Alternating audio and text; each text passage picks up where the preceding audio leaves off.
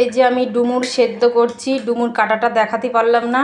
ডুমুর সেদ্ধ করছি, ছোট বাচ্চা আছে তো তার জন্য ডুমুর কাটাটা দেখাতে পারলাম না। তাড়াতাড়ি করে ডুমুরগুলো কেটে ধুয়ে সেদ্ধ বসিয়ে দিয়েছি। আজকে ডুমুরটা কিভাবে রান্না করব সেটাই তোমাদের সাথে শেয়ার করব। এই যে ডুমুর সেদ্ধ হচ্ছে, এদিকে আমার মশলা করা হয়ে গেছে, আদা বাটা, টমেটো, পেঁয়াজ, কাঁচা লঙ্কা। আর এদিকে ডুমুরটা রান্না করব, সেই কী দিয়ে রান্না করব সেটাই দেখাচ্ছি। এই যে চিংড়ি মাছ দিয়ে ধুয়ে বেছে রেখেছি, চিংড়ি মাছটা দিয়ে এই ডুমুরটা আজকে রান্না করব, সেটাই তোমাদের সাথে শেয়ার করব।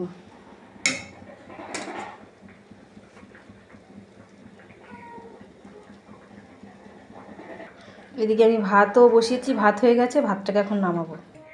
দেখ, কড়াইটা গরম করতে দিয়েছি, এখন তেল ঢালবো। তেল ঢালছি, এতটা পরিমাণ তেল লাগবে, কারণ ডুমুর তো একটু কষা কষা না করলে তেল দিয়ে ভালো লাগে না। এরপর আমি জিরে ফোড়ন দেব।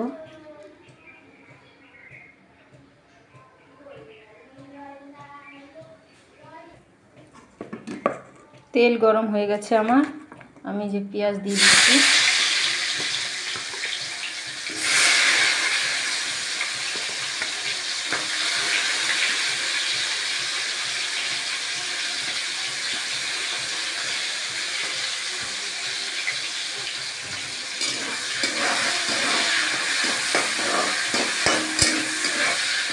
এখানে কাঁচা লঙ্কা চিরাগুলোও দিয়ে দিয়েছি। এবার আমি নাড়বো, নাড়া হয়ে গেলে এরপরে ভাজা ভাজা হয়ে আসলে তখন আমি দিয়ে দেবো রসুন বাটা। এখানে আমি জিরের গুঁড়ো, লঙ্কার গুঁড়ো মিশিয়ে নেব জলের সাথে। জিরের গুঁড়োটাকে মিশিয়ে নেব। আমরা মশলা কম খাই তো, তাই মশলা কম দিচ্ছি। আর এই যে এই হলুদটা আমরা ব্যবহার করি, জিকে হলুদ। এই হলুদটা কালারও আসে, তরকারির স্বাদটা অন্যরকম করে দেয়।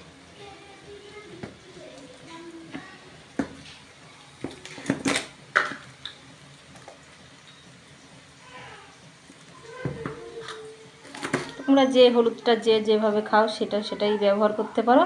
আমরা এই জিকে হলুদটা খাই, তা আমরা এই হলুদই ব্যবহার করি। এবার এটাকে আমি গুলিয়ে নেব।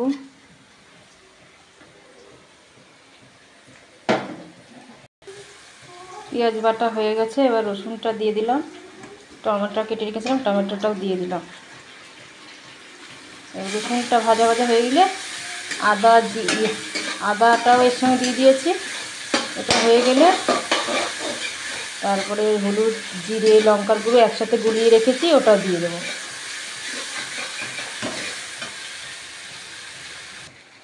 হলুদ দিয়ে দিলাম, চিংড়ি মাছটাকে মাখিয়ে নিলাম। এটা আলাদা কড়াই ভাজবো।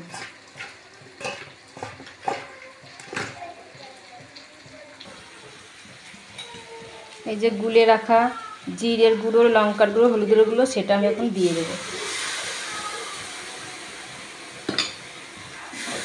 দেখো বন্ধু, কালারটা দেখো।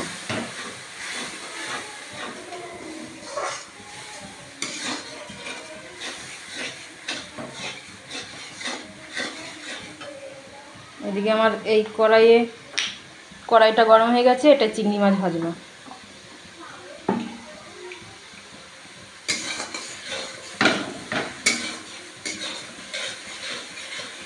এদিকে এই কড়াইয়ে তেল ছাড়ছে, আমি এরপরে আমার এই যে সেদ্ধ করা ডুমুর আলু দিয়ে দিলাম এর মধ্যে। এটাকে আমি ভালো করে নাড়া দেবো।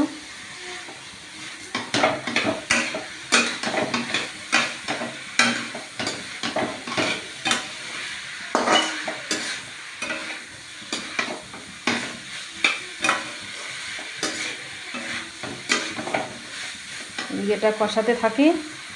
এবার চিংড়ি মাছটা এই কড়াই ছেড়ে দেবো। যেহেতু চিংড়ি মাছটা কড়াই তেলটা গরম হয়ে গেছে,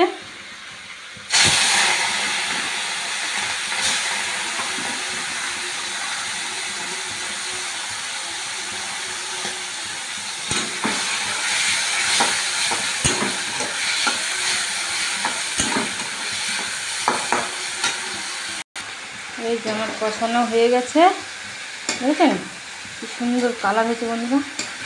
এবার আমার কষানো হয়ে গেছে, এবার আমি জল দিয়ে দেবো। আলাদা গরম জল তুলে রেখেছিলাম, সেই জলটা দিয়ে দিলাম।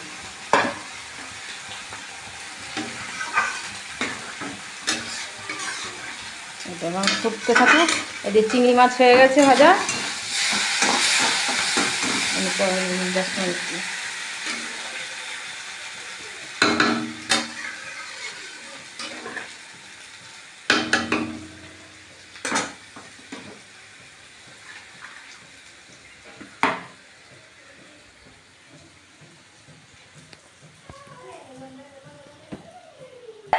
এই যে গরম মশলাটা আমি বাটছি এখন। গরম মশলা বাটা হয়ে গেলে ঝোলে দিয়ে দেবো।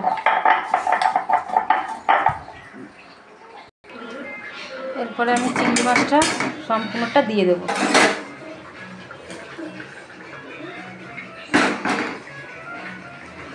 এই যে চিংড়ি মাছ, আমার ডুমুর চিংড়ি হয়ে গেল।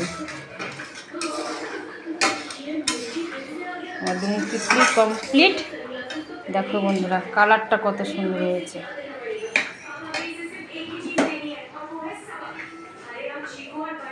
গরম ভাতে খেতে সেই টেস্ট লাগবে।